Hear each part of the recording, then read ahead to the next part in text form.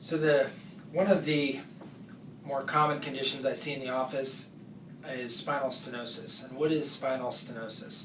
Spinal stenosis is where there is compression inside the spinal canal of the lumbar spine. We're going to talk about lumbar spinal stenosis today, the lumbar spine. And these are movable joints in the back, and these are called facet joints. And the old adage, as we get older, we can start to get bone spurs. And very similar to the hips and knees and in your hands, we can get bone spurs within the spinal canal.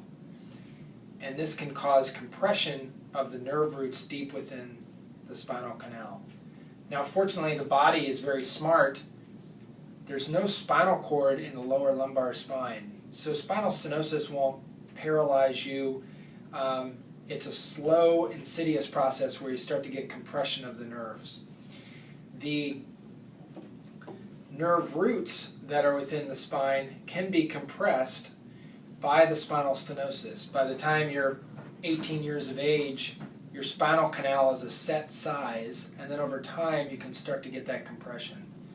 It usually presents with back pain first, and then you can get leg pain, particularly with walking. We call that neurogenic claudication. The treatment for spinal stenosis is often very conservative.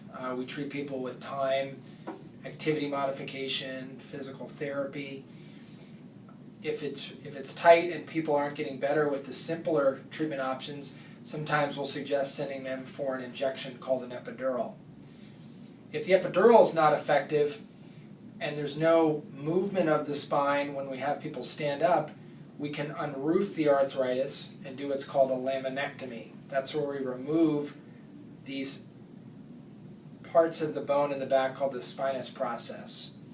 A laminectomy is a good treatment choice for spinal stenosis when all other things have failed. But obviously the best thing is if people are getting better on their own to just get out of their way and watch them get better. So there's a short discussion on spinal stenosis, and we're going to talk in the future about a shift in the spine called spondylolisthesis.